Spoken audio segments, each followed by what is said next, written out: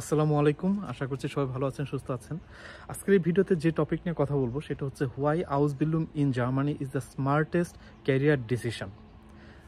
আপনার জার্মানিতে আউসবিল্ডিং করবেন, সেই ডিসিশনটা কেন আপনার খুবই স্মার্ট, সে বিষয়ে আমরা একটু বোঝার চেষ্টা করব। দেখেন, আপনি স্টুডেন্ট হয়ে থাকেন অথবা ধরেন আপনি অলরেডি জব করেন, আপনি আপনার ক্যারিয়ার সুইচ করতে চাচ্ছেন, আপনাদের জন্য জার্মানির যে আউসবিল্ডিং সিস্টেম এটা হচ্ছে একটা বেস্ট ক্যারিয়ার পাথ।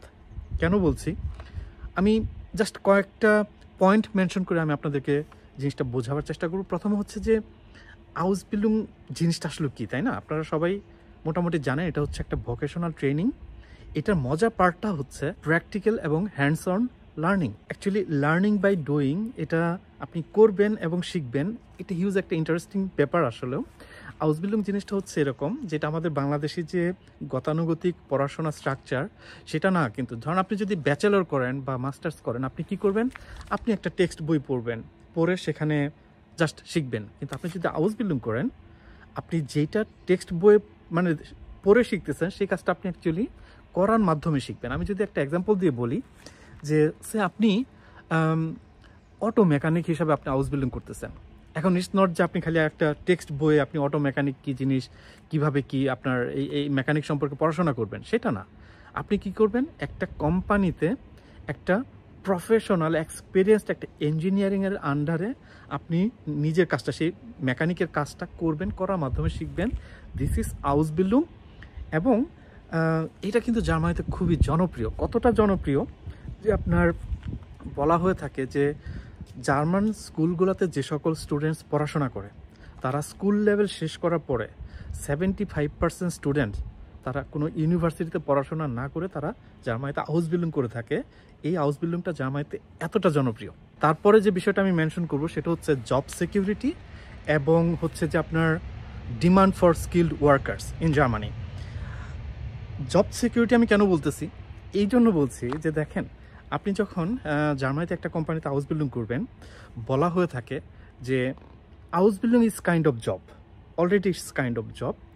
এবং বলা হয়ে থাকে যে যখন একটা স্টুডেন্ট মানে একটা কোম্পানিতে আউসবিল্ডিং শেষ করে, তার আউসবিল্ডিং শেষ করার সাথে সাথে সেই কোম্পানিতে তার জব হয়ে যায়।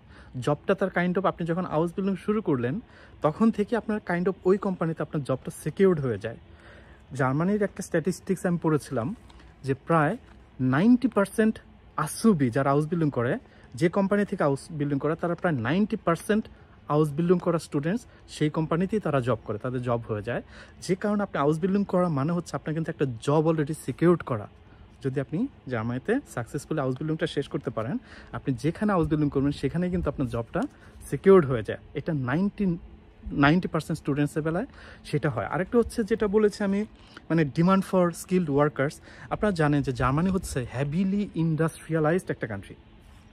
এই যে এত এত ইন্ডাস্ট্রিজ জার্মানিতে, এই ইন্ডাস্ট্রিগুলো কাদের উপরে রিলাই করে? স্কিলড ওয়ার্কার্সদের উপর।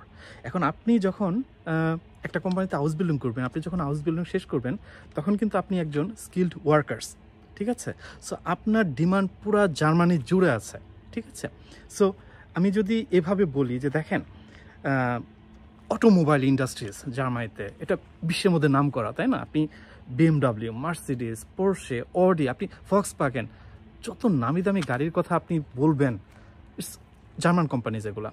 এই কোম্পানিগুলোতেও যারা মেকানিক হিসাবে কাজ করে, টেকনিশিয়ান হিসাবে কাজ করে, তারা কিন্তু এই আউসবিল্ডিং করা মানুষ, ঠিক আছে? সো এখানে জব সিকিউরিটি হিউজ যদি আপনি জার্মানিতে এসে আউসবিল্ডিং করেন, এবং আপনার কি বলে যে জবের যে ডিমান্ড এটা হচ্ছে প্রচুর। তারপরে যে আমি পয়েন্টটা মেনশন করতে পারি, এটা খুবই ইন্টারেস্টিং, সেটা হচ্ছে ফিনান্সিয়াল ইন্ডিপেন্ডেন্স।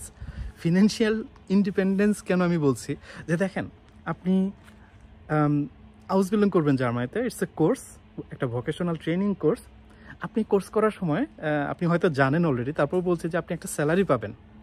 এখন আপনি যদি অন্যদিকে ইউনিভার্সিটি পড়াশোনার কথা বলেন, যদি আমি আমার কথা বলি, আমি যখন ইউনিভার্সিটিতে পড়তাম জার্মানিতে, আমাকে জার্মানিতে পড়াশোনা ফ্রি, কোনো টিউশন ফিজ নাই, বাট প্রতি 6 মাস পর কিন্তু আমাদের একটা সেমিস্টার কন্ট্রিবিউশন ইউনিভার্সিটিকে দিতে হইতো, যদিও সেই অ্যামাউন্টটা হচ্ছে ছোট। কিন্তু দেখেন, আমি আমার লিভিং এক্সপেন্সটা আমি কীভাবে বেয়ার করতাম? আমি যেটা করতাম, উইকলি আমি 20 ঘন্টা কাজ করতাম, সেই সেই কাজ করে যে আমি যে আর্ন করতাম সেটাতে আমার লিভিং এক্সপেন্স বেয়ার করতে হতো। কিন্তু আপনি যদি হাউস বিল্ডিং করেন, আপনি হাউস বিল্ডিং থেকে একটা স্যালারি পাবেন, যেটা দিয়ে কিন্তু আপনি জার্মানিতে খুব সুন্দরভাবে আপনার লিভিং এক্সপেন্স বেয়ার করতে পারবেন।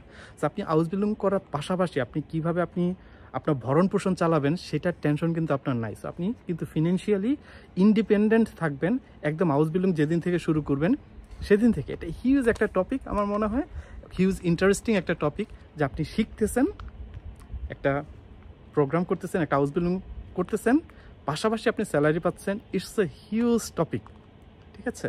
আমি এখানে আরেকটা কথা অবশ্যই মেনশন করতে চাই, যে আপনি যদি হাউস বিল্ডিং নিয়ে জার্মানিতে আসেন, আপনার এখানে আসার জন্য যে খরচ হয় সেটা কিন্তু খুবই কম। সত্যি কথা বলতে, আপনি যদি অনেস্ট হয়ে থাকেন, আমি যে কথাটা বলতেছি আপনি আমার কথার সাথে একমত পোষণ করবেন যদি আপনি অনেস্টলি যদি চিন্তা করেন। সেটা হচ্ছে, দেখেন, জার্মানির মতো একটা দেশে আপনি একটা হাউস বিল্ডিংয়ের মতো একটা প্রোগ্রাম করতে আসবেন, এটা আপনি যদি নিজে নিজে সব করে আসতে পারেন, যে আপনি গোয়েত ইনস্টিটিউট থেকে ল্যাঙ্গুয়েজ শিখলেন, শেখার পর আপনি হাউস বিল্ডিংয়ের অ্যাপ্লিকেশন, ডকুমেন্টস রেডি করে ইত্যাদি ইত্যাদি সব যদি নিজে করেন, আপনার হায়েস্ট আমি বলবো যে 3 লক্ষ টাকা পর্যন্ত খরচ হতে পারে। 3 লক্ষ টাকা পর্যন্ত খরচ হতে পারে এই হাউস বিল্ডিং মানে ভিসা পাওয়া পর্যন্ত।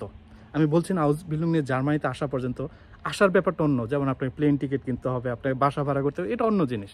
হাউস বিল্ডিংয়ে ভিসা পাওয়া পর্যন্ত আপনার হায়েস্ট 3 লক্ষ টাকা খরচ হতে পারে। এখন আপনি চিন্তা করেন যে বাংলাদেশে বসে আপনি যদি মাত্র 3 লক্ষ টাকার মতো খরচ করে নিজেকে প্রিপেয়ার করে জার্মানির মতো একটা দেশে আসার মতো একটা সুযোগ পান, এটা আপনার জন্য টাকার অ্যামাউন্টটা কত ছোট। আপনি যদি অন্যভাবে চিন্তা করেন, একটু কম্পেয়ার করার চেষ্টা করেন, দেখেন যারা ইউরোপে অবৈধভাবে আসে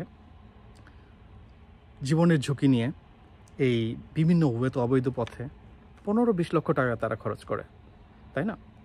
তাদের লাইফের কোনো সিকিউরিটি নাই, এখানে আসার পরে তাদের ক্যারিয়ারের কোনো সিকিউরিটি নাই।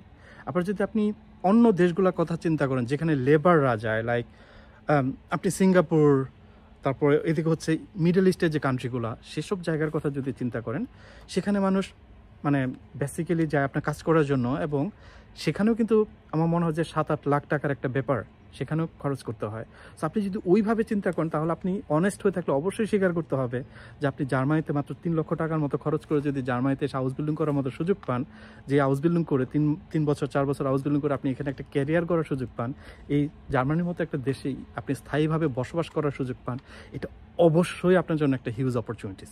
এটা অস্বীকার করার কোনো ওয়ে নাই, অ্যাটলিস্ট আমি এটা মনে করি। গুড। তারপরে যে পয়েন্টটা আমি বলবো সেটা হচ্ছে যে ডাইভার্স ক্যারিয়ার পাথ। কেন বলতেছি? এই জন্য বলতেছি, দেখেন, হাউস বিল্ডিং আমরা করে থাকি একটা প্রফেশন, আমরা একটা প্রফেশনে শিখি বেসিক্যালি হাউস বিল্ডিংয়ে।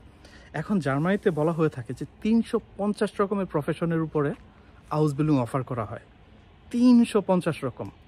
তা আপনি যদি চিন্তা করেন অ্যাজ এ পার্সন যে আপনি এমন একটা প্রফেশন, যেই প্রফেশন আপনি সারা জীবন কাজ করতে পছন্দ করবেন, এরকম একটা প্রফেশন অবশ্যই আপনি 350টা প্রফেশনের মধ্যে খুঁজে পাবেন।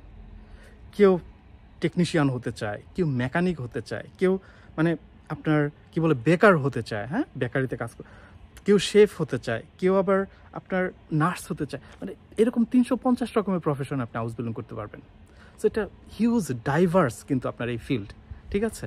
সো আপনি যে কোনো প্রফেশন হাউস বিল্ডিং করতে চান না কেন, আপনি সেই প্রফেশন অবশ্যই খুঁজে পাবেন জার্মানিতে, যে কোনো না কোনো কোম্পানি সেই প্রফেশন অবশ্যই হাউস বিল্ডিং অফার করে।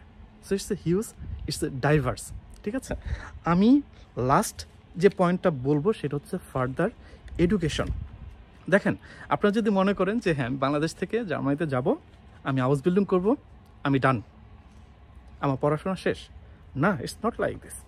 হ্যাঁ, আপনি যখন হাউস বিল্ডিং নিয়ে বাংলাদেশ থেকে জার্মানিতে আসবেন, আসার পরে আপনি এখানে হাউস বিল্ডিং শেষ করে জব করতে পারবেন, কোনো সে নাই, অবশ্যই পারবেন। বাট আপনার যদি ইচ্ছা থাকে আরও পড়াশোনা করার, তাহলে কিন্তু আপনার বেশ কয়েকটা ওয়ে আছে। মোস্ট কমন যে ওয়ে, সেটাকে বলা হয় ভাইটার বিল্ডিং। আপনি হাউস বিল্ডিং করবেন, হাউস বিল্ডিং শেষ করে আরেকটা ভাইটার বিল্ডিং করবেন, তাহলে আপনার প্রোফাইলটা কিন্তু আরও অনেক বেশি স্ট্রং হবে, আপনি আরও এক্সপার্টাইজ অর্জন করবেন। আর সেকেন্ড ওয়েটা হচ্ছে, আপনি যখন হাউস বিল্ডিং শেষ করবেন তখন কিন্তু আপনি জার্মানিতে ব্যাচেলর করতে পারবেন, ঠিক আছে। So house building is not the end, আপনি তারপর আপনার ফার্দার এডুকেশনের সুযোগ আছে। এখন আমি যদি হাউস বিল্ডিং কেন স্মার্ট ক্যারিয়ার ডিসিশন, এটা নিয়ে যদি আমি কথা বলতে থাকি এরকম আমি আরও অনেক পয়েন্ট বলতে পারবো। আমি পার্সোনালি জার্মানি যে হাউস বিল্ডিং সিস্টেমটা খুবই লাইক করি। আমার মনে হয় যে আমাদের বাংলাদেশের থেকে যারা স্টুডেন্টস আমরা, আমাদের জন্য হাউস বিল্ডিং চোখ বন্ধ করে ভালো একটা ক্যারিয়ার ডিসিশন। আপনি যদি আমার এই ভিডিওটা আরেকবার পুনরায় দেখেন তাহলে আমি বেশ কয়েকটা 5 থেকে 6টা পয়েন্ট মেনশন করার চেষ্টা করেছি, যেটাতে আমি আসলে আপনাদেরকে বোঝানোর চেষ্টা করেছি যে কেন house building is a good choice. I hope যে আপনারা একটা আইডিয়া পেয়েছেন। পরের ভিডিওতে আমরা আবার কথা বলবো অন্য কোনো একটা টপিক নিয়ে। সে পর্যন্ত ভালো থাকবেন সবাই। টিল দেন, আল্লাহ হাফেজ।